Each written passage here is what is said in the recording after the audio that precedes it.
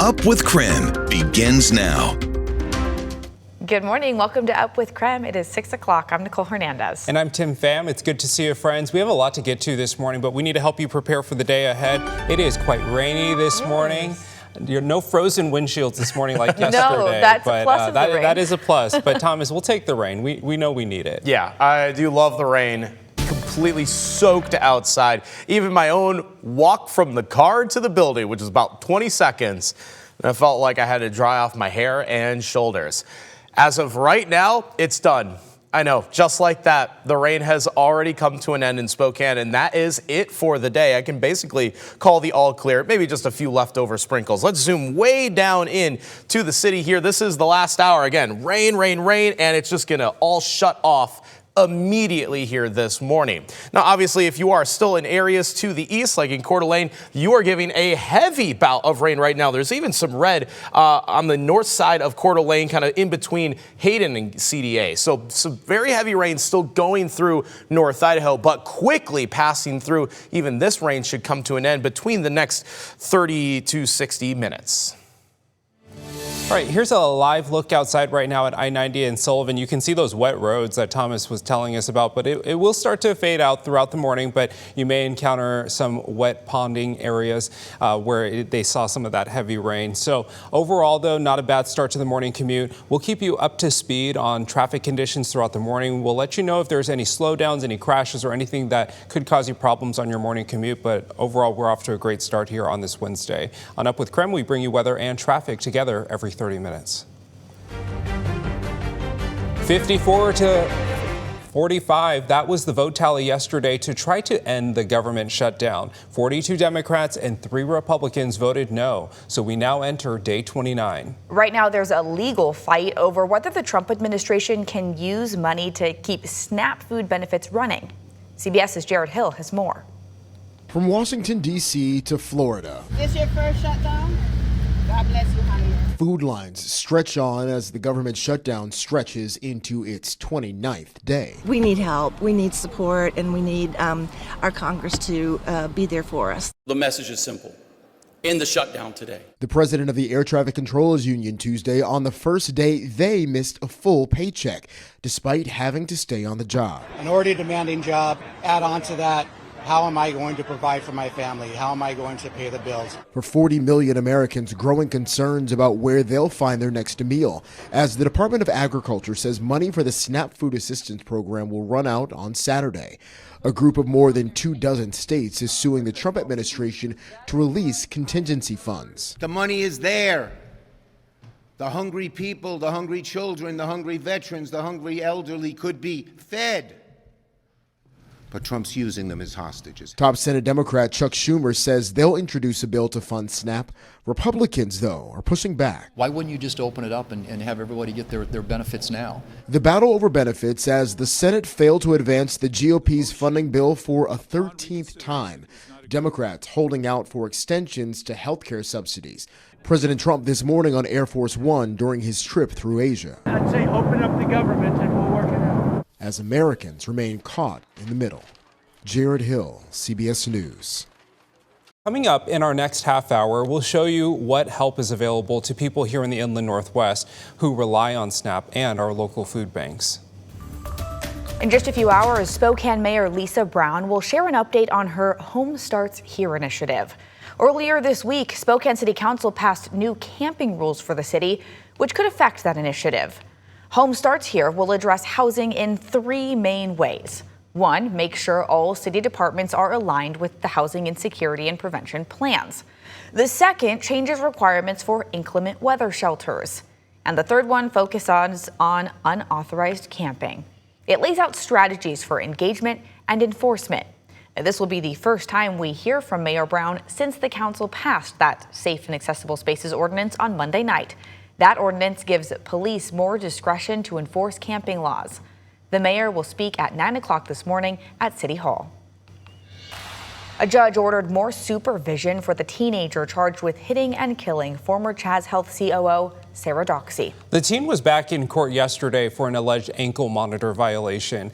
Doxey's family shared every time they go through courthouse doors, it feels like their grieving process restarts. Back in July, Doxey was hit while running on Spokane South Hill. Police say the teenage driver left the scene. The suspect, who has pleaded not guilty, was released from custody with an ankle monitor back in August. He returned to court yesterday after allegedly violating the terms of his release by having two friends come to his house to help him remove the tattoos on his arms. When we were in the ICU room, knowing that she wasn't going to make it, I made a decision then that anytime my sister's name was said in court, I would be here. Because it is the last thing I can do for her. The judge ordered the 18-year-old will remain in adult custody until his next court date, meaning a guardian will watch over the teen. Doxey's family says they are grateful for the decision. The teen is expected back in court for his trial set in late January. This morning, we have an update on the former Shoshone County Sheriff, Holly Lindsay. She resigned from her position last week after an alleged hit and run in her personal vehicle, and that's according to the Kootenai County Sheriff's Office. We're now learning the Shoshone County Prosecutor's Office has handed over the case to the Attorney General's Office for review. Shoshone Prosecutor Benjamin Allen told KREM 2 in an email, "I can confirm that no other vehicles were involved in this incident, which seemed to have been a point of confusion within the information that has been circulating." He goes on to say, since the matter is still under investigation, he cannot reveal any other details. Well, you might remember this video here from 2021 of a fight breaking out at Salk Middle School. The student who was attacked in that fight was just awarded more than $30,000 in damages. The student and his family say he was attacked for being a transgender student. They sued the Spokane Public School District for not protecting him.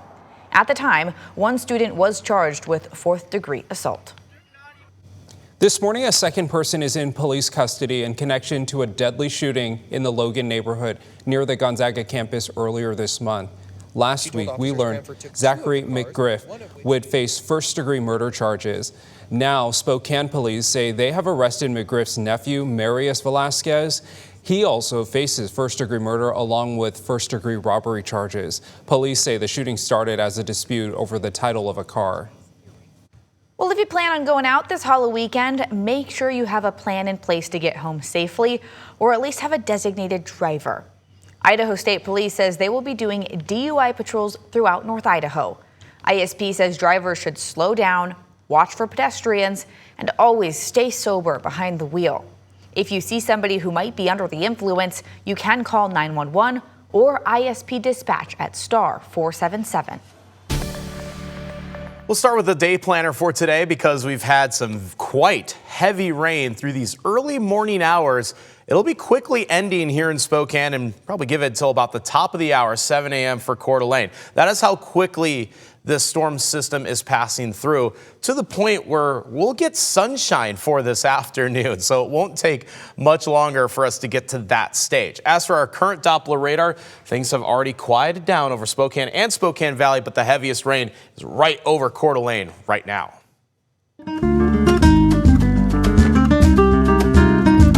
For the first time since canceling their Taco Tequila Festival, organizers of the event are back to hosting community celebrations. KREM 2's Brandon T. Jones is live in the newsroom this morning. So, Brandon, you've learned about a few events happening this week. One of them's tonight, though, right? Yeah, that's exactly right. Good morning, Tim, Nicole. Well, if you plan on going down to No Lie at any point this week, you'll see the decorations in place, some designed pint glasses, and even can grab yourself a Mexican lager. That's because Nuestros Raíces and the Brewhouse have partnered up, and this week they're coming together to celebrate Dia de Muertos. The holiday, also known as Day of the Dead, is a way to pay respects to family, friends, and loved ones that have passed away. This Saturday, November 1st, there's going to be two different festivals, kicking off with a kids and family event from 12 to 4. That's going to be at Nuestros Raíces Community Center. And there's going to be food, an Aztec dance, mariachi, and more. Then from 5 to 8 at No Lie, that's going to be the 21 and up event. That's going to feature some live music. But with preparations underway for the weekend, organizers tell me this year's celebration means even more after making the tough decision to cancel tacos and tequila because of increasing anti-immigrant rhetoric that raised concerns. Well, everybody is just being super cautious. You know, people are on the lookout and kind of maybe looking over their shoulder a bit, but we are very fortunate to have sponsors and vendors who are willing to open up their personal space or their, their business space for us, so it can be more of a safe environment. So along with the weekend event, there's going to be a mini ofrenda workshop at the brewery tonight. It's an 18 years and older event to learn how to make your own ofrenda to honor loved ones. Again, that's tonight at 5:30 and registration is required. The traditions are the traditions for a reason.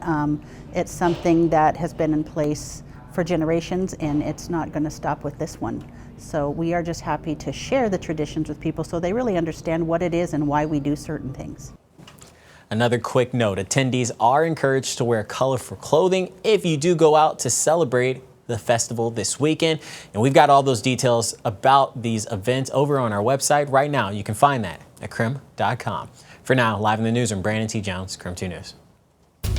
Thank you, Brandon. And we want to share a quick reminder with you that you can now watch Up with KREM 7 days a week. Come on, let's go 7 days a week. We hope you'll join us on Saturday and Sunday for our new weekend shows. They are streaming live exclusively on KREM 2 Plus. So you'll want to download KREM 2 Plus so you have it in time to watch it. KREM 2 Plus is free to download on your TV, and you can watch it for free. Just text us the word plus to 509-448-2000. We'll send you all the instructions on how to download it.